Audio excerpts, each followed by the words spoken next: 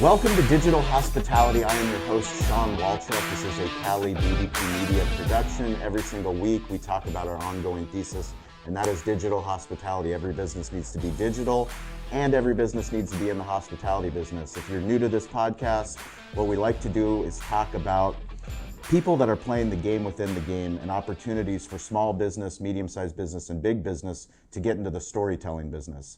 We own a barbecue brand that became a media company, and what we do through participation in events in our local community is we try to make a bigger impact.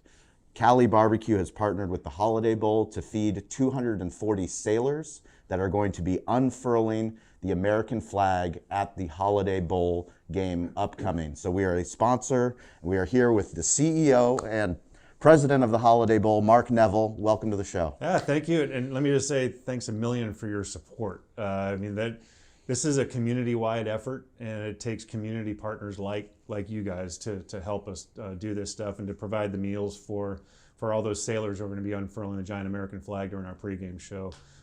We couldn't do it without you. Well, we appreciate that. And one of the cool things for us being a barbecue media company is we teach small business owners that there's never been an easier time to tell your story. There's never been an easier time to participate. And there's so many people that have small businesses that make impacts in their community. What we like to do is partner with big sporting events, because sports entertainment's in our blood, and figure out ways, well, how can we participate so that we can be an example for no matter where you are in the globe. There's local events that happen, and those local events are vital to the community. What I love about the Holiday Bowl is the idea that it's a nonprofit organization. This nonprofit organization was established why? Well, it started back in 1978, and it was started by a bunch of community-minded San Diegans who wanted to help San Diego, and their mission behind starting the bowl game was to generate tourism and create an economic impact by putting on the football game during the slowest tourism period of the year. Now, back then there was, of course, there was a lot of Aztec alums that are in our board and committee and wear these red coats, and so they wanted also to have a place for the Aztecs to play in the postseason. Yeah. Well, as it turned out, BYU played in the first 7 games, and in 11 total, and the Aztecs played in 1. But again, our objective is to generate tourism and visibility and exposure and economic impact for the region. Since 1978, we've generated $977 million in economic impact. Totally expect to go through the $1 billion mark this year. More than 800,000 hotel room nights. And again, during the slowest tourism period of the year. So we're filling restaurants, we're filling the attractions, we're filling hotel rooms, creating an economic impact during a slow period. So I'd love for you to talk about what's different this year. Oh my gosh, what's not different, right? I mean, so we're talking about how this is a year of first for our bowl game. It's an all new SDCCU Holiday Bowl.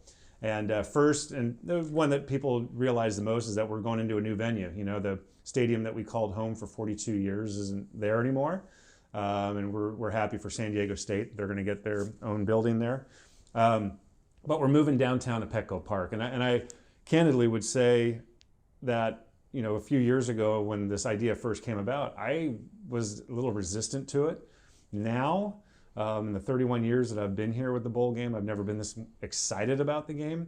You know, having the game in Petco Park, one of the premier sports venues in America, all the amenities of the ballpark, the location of the ballpark being right down there in the heart of a couple entertainment districts with the East Village and the Gaslamp Quarter, where a lot of our visitors, out-of-town guests, are staying. Our events are down there. It is now, I don't know that there can be a better bowl experience of any bowl game in the country. You know, we're still going to have the pageantry that we're known for. The pregame show that you're helping with is a salute to our local military community. We'll have the giant flag, of course. We're also going to have the United States Navy parachute team, the Leapfrogs. They're going to be jumping into the stadium, 8 of them, which is a lot. I can't remember the last time we had that many. We'll have a flyover by the United States Coast Guard. This anthem will be by Taylor Dane. You know, I'm an 80s geek, music geek, and so we got Taylor Dane. And then our halftime show, the whole crowd is going to be invited to participate in our halftime show. We're having a big pregame party out in Gallagher Square. It's free for everyone who has a game ticket. And then just, you know, the whole thing, you know, our parade on game day. There's truly I don't know that there will be a better experience, a bowl experience for fans than our game. Well, I mean, there's no doubt in my mind, obviously I'm biased growing up in San Diego, that we're a world-class sports entertainment destination. Mm-hmm. And what's unfortunate for us is that we no longer have those facilities, but we do. We have Petco Park. And really what you've done with this bowl game is you've done something with a football field, bringing it to a baseball field, but like you said, bringing it into the heart of Gaslamp. And that's very exciting because I've seen how the field is laid out and the sight angles for a football fan, from somebody that loves watching football, whether it's high school football, college football, professional football. That's a really unique experience. There is not a bad seat in that stadium. Yes. It's one thing that's hard to describe, but when you look at a ticket map, like if you go to holidaybowl.com to get your tickets, the map looks like some seats are really far away, but it's just because they're tiered, right? Mm-hmm. So everything is close. There's not a bad seat in the house. So, we want to fill it. It's really important for us to fill it. As you mentioned, we're a different sports town now. When we lost our NFL team, we still have San Diego State, and we still have the SDCCU Holiday Bowl. And the community really should support both of those efforts. Yeah. It's important. We want San Diego State to fill Snapdragon Stadium on a weekly basis. And for us, we want to fill Petco Park, and it's important that we do. Nationally televised, we talked about it, the first one being that we're in Petco Park. Yep. Another one is our matchup. We've had the Pac-12 since 1998. They played against the Big 12. They played against the Big 10. Now, for the next 5 years, they're going up against a different Power 5 conference in the ACC. It's 15 schools, including Notre Dame, that have never played in the Holiday Bowl before. So we got new fan bases coming to town, new energy. And the ACC and the Pac-12 they don't play each other very often. Yeah. And they're high-scoring conferences. This matchup, with NC State, number 18 in the country, 9-3, UCLA, 8-4, both of them are very high-scoring. I anticipate that fans are going to be treated to a high-scoring, down-to-the-wire finish. And then the other first for us, talking about the visibility, which is important, is that for the first time in our history, we're on network television. So we're going to be on, as our president, Bob Bollinger says, we're on Big Daddy Fox this year, and which is going to be fantastic. We've been on cable every year since 1986. Yeah. So to be on network television, prime time on the East Coast, 8 o'clock on December 28th, 5 o'clock out here in the Pacific, we're going to get a lot of eyeballs on this matchup. We want that football stadium to be full. I call it a football stadium on purpose. And, we show the country that we still can put on an amazing show. San Diego supports it. Who knows what other football events we can get. It doesn't have to be just a bowl game. Yep. Maybe we look at some regular season games. Who knows? I mean, the playoff expands. Is the size of our stadium appropriate for one of those early round games? You never know. Yeah.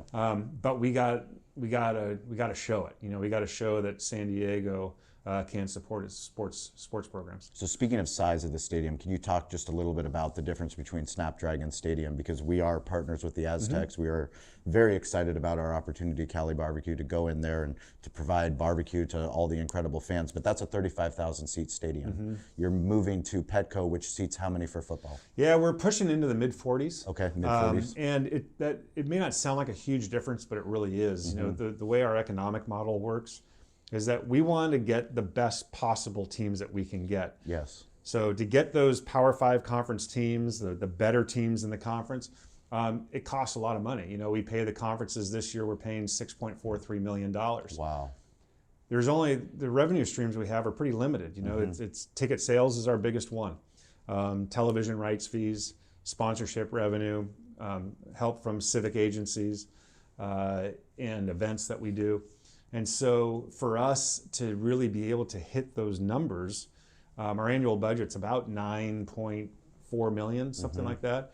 And for us to be able to continue to get the best teams that we can, it costs a lot of money, and therefore we need a bigger venue to sell, for the ticket revenue. And is there any way to expand Petco, like the capacity, for future years? Because this is a 5-year deal. Right, it is. It really depends, because there are some opportunities that we can do out in Gallagher Square or Park at the Park. Mm-hmm. But we're not doing that this year, because we're going to that's why I think capacity will be more in the low 40s, I think, this year.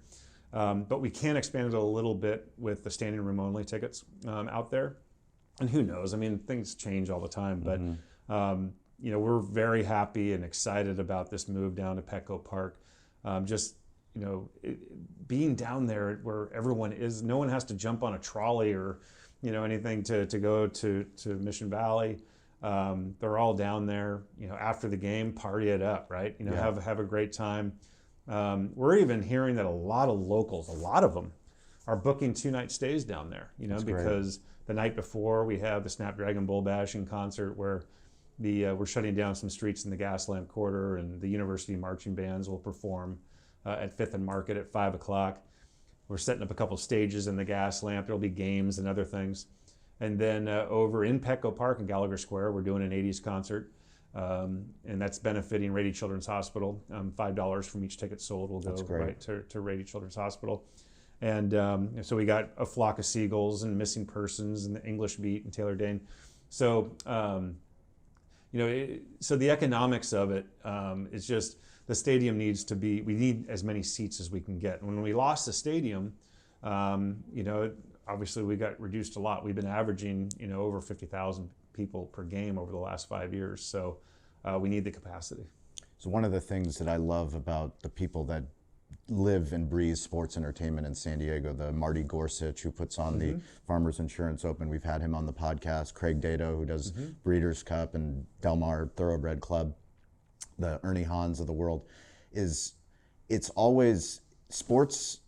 It is the highlight. It's the reason why the event happens, but it's celebrating San Diego. You know, it's how can we really bring the village together and really shine as a community on a global spotlight, because that's really what it is. You know, primetime TV, you know, the fact that UCLA is storied franchise, NC State, I mean, Phillip Rivers, we have that connection there. But for you, what do you guys do to stand apart from the other bowl games outside of what we've already mentioned? So first you mentioned those three guys, you know, Craig and Marty and Ernie, you know, three guys that do a great job for San Diego. And their organizations and groups that they work with, you know, create a great impact. And we all have our own little niche, right? You know, you got the Thoroughbred Club and you know, the races there in Del Mar and the golf tournament up at Torrey Pines. And for us, you know, we're a bowl game. We're a postseason bowl game. You know, when we started in 1978, we were the one of 14 games. And wow, from 14 to 42, is that 42 now? 43, 43, the championship game. And back then in 78, when the Holiday Bowl started, people were in an uproar. You know, there's too many games, right? Well, now there are 43. And I will tell you, you know, I'm the chair of the Football Bowl Association this year. And, you know, the bowl games, what a lot of people don't realize is that, you know, everyone thinks these guys are all going to the NFL and all that stuff, and very few of them are. Yeah. This is, for many, I don't care which bowl game you're talking about, you know, if you ask those Aztecs who just played in the Frisco Bowl, I bet you they had a great time, you know, and they were there for a few days, or hanging with their buddies. They're doing events that they typically don't do. You know, when they come to San Diego, they're going to get a tour on board a Navy ship, which they don't get to do every day. In fact, a lot of the guys from NC State have never seen the Pacific Ocean before, you know, so they're going to be coming out here. They're going to be going to SeaWorld. We got some stuff. We're actually setting it up in their player hospitality suite. They're going to be getting haircuts, and we're going to have a karaoke contest, and they get a lot of free time while they're here too. And of course, they're prepping for a football game. But since there are so many games now, we really do have to work hard at setting ourselves apart.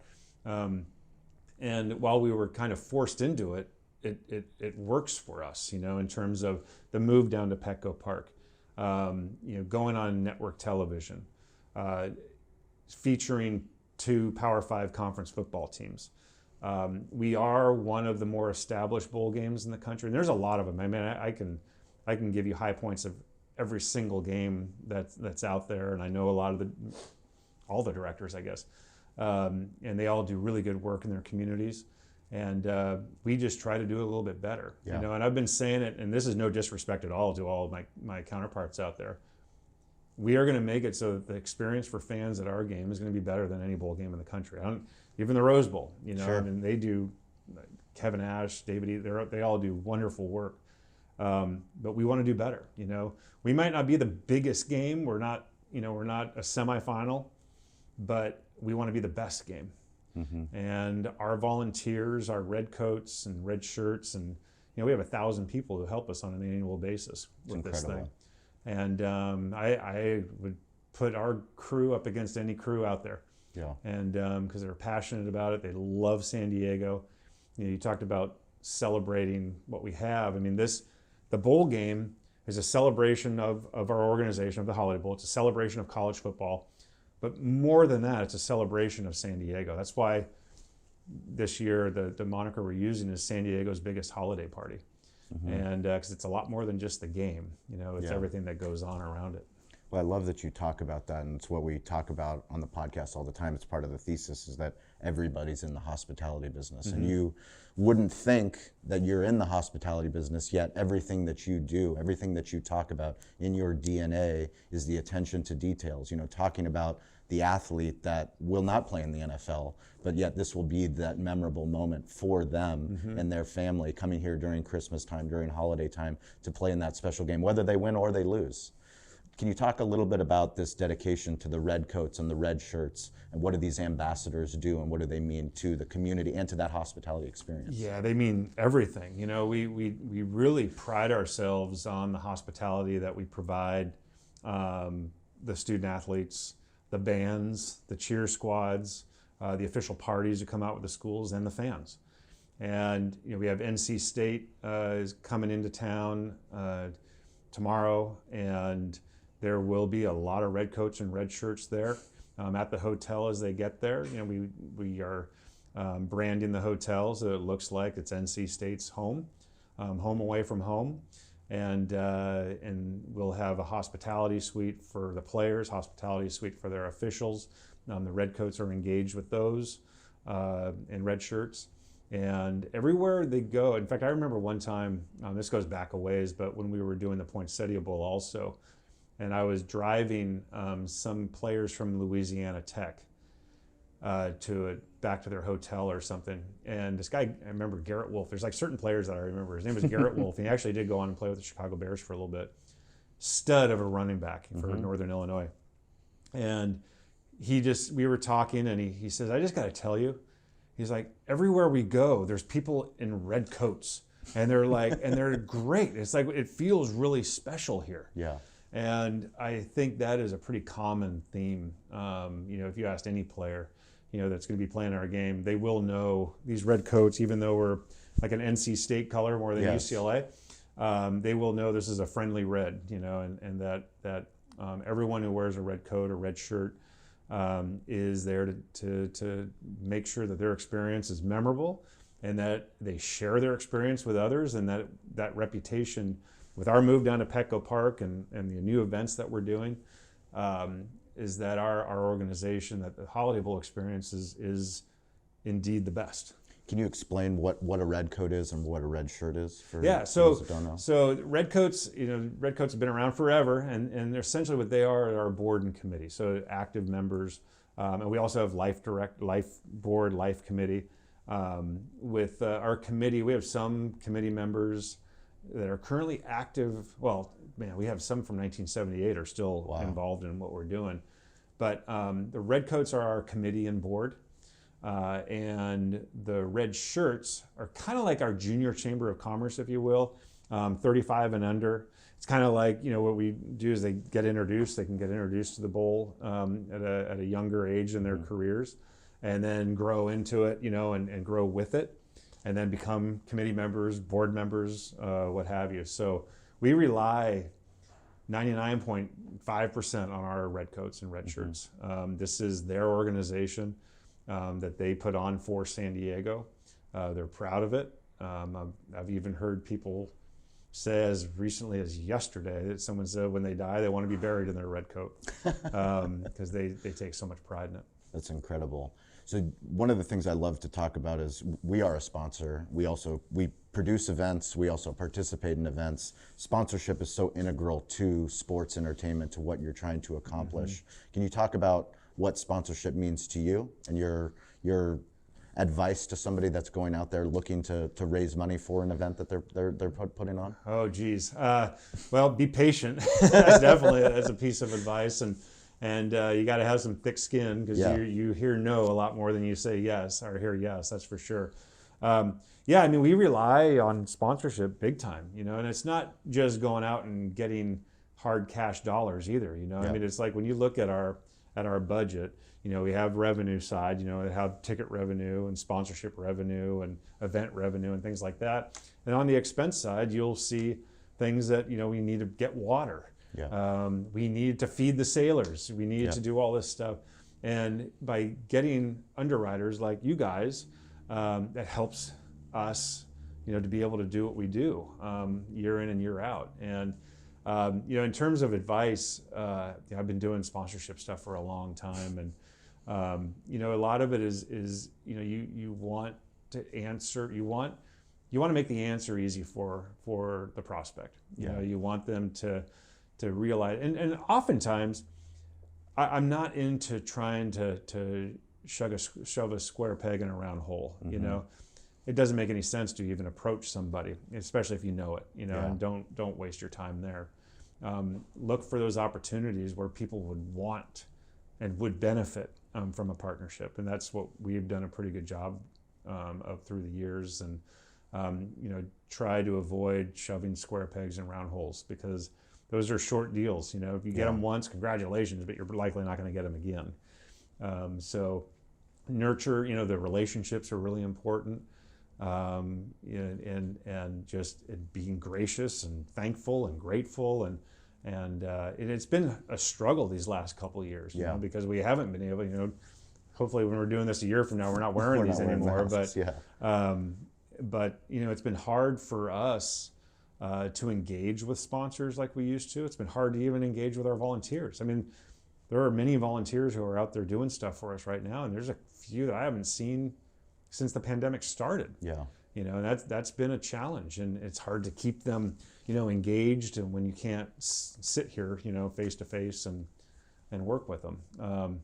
But our sponsorships are very important. A guy that we've hired, Jake Sandoval, does a great job with it, and our committee that helps him and to raise money, offset expenses, do a tremendous job, and what people will see on game night is largely due to that effort.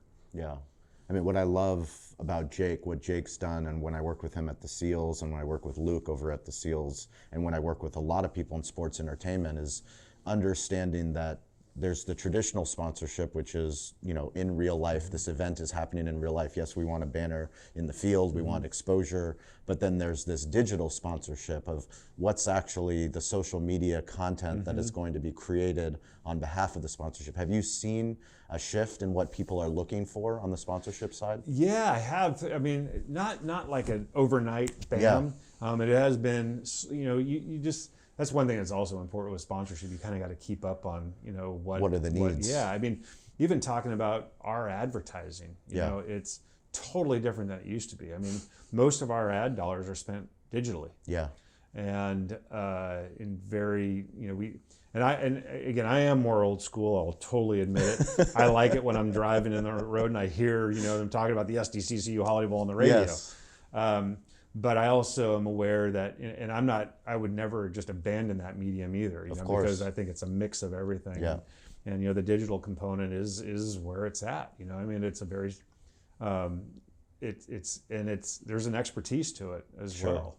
And I will freely admit that I'm not the expert on it, but we're pretty good about hiring the right people to help make sure that we are. I think that's interesting what you say. Is like there is an expertise to it, but there's also the Wild West to it, and it's so important to have the principles of what you've done so well over the years in legacy media, in radio, on TV, because those same principles work on social, but they have to be executed in a way that represents the brand, represents the Holiday Bowl, represents all the things that you want to accomplish, because that's where a lot of opportunity lays. Yeah, we, even some of our radio deals that we've been doing, most of it is digital. It's not hearing it as you're driving in your car. I mean, that's the amazing thing for us, and that's why we love doing this podcast is, we've been fortunate to go on local news and talk about our barbecue or talk about a charity event that we're doing or go on radio.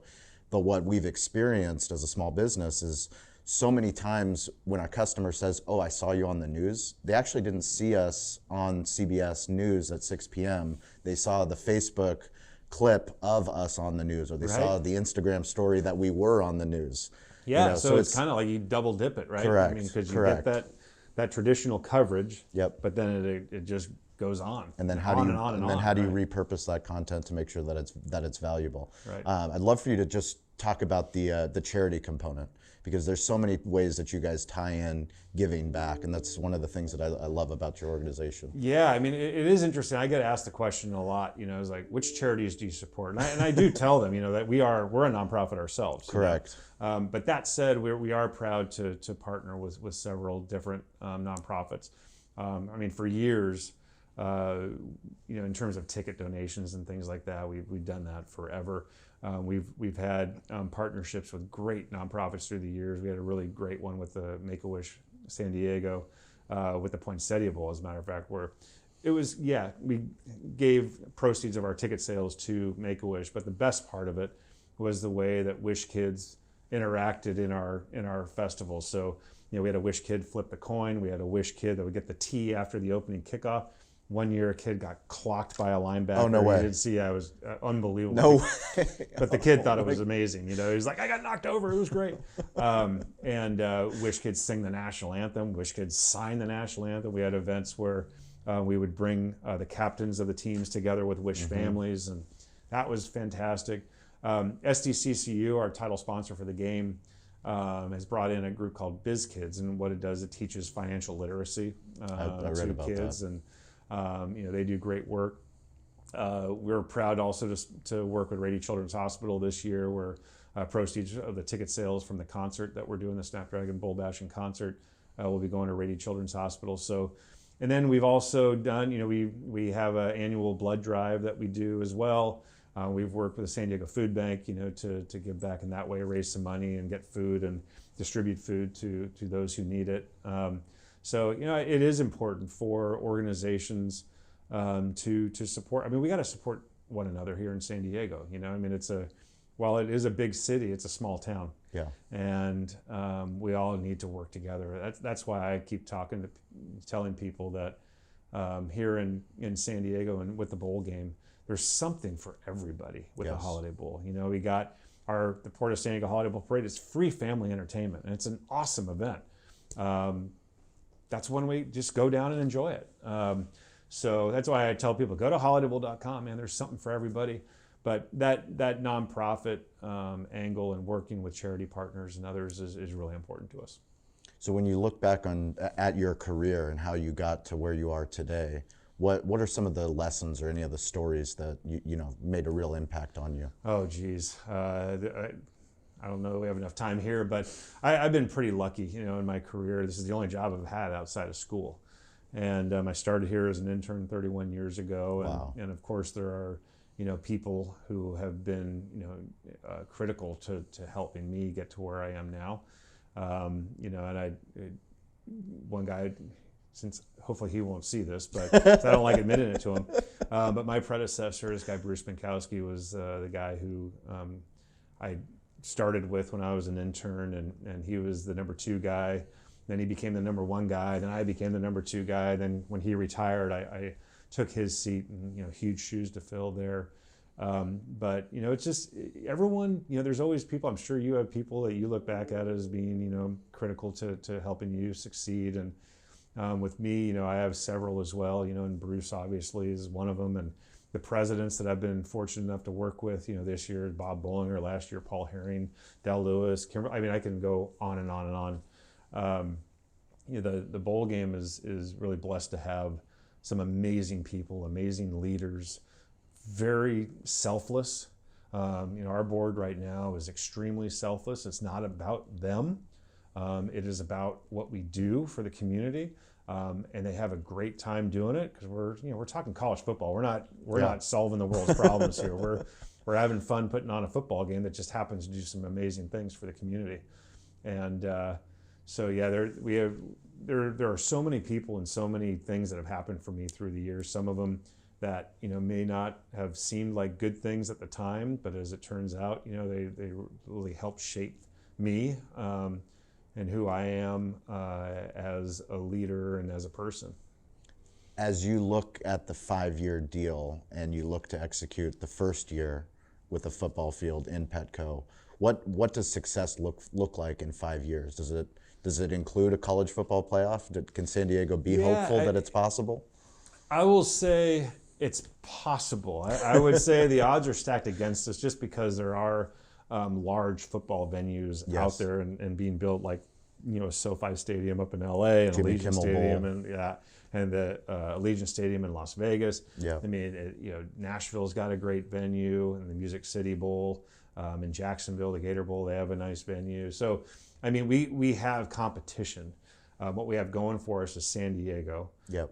What we have going for us is Petco Park.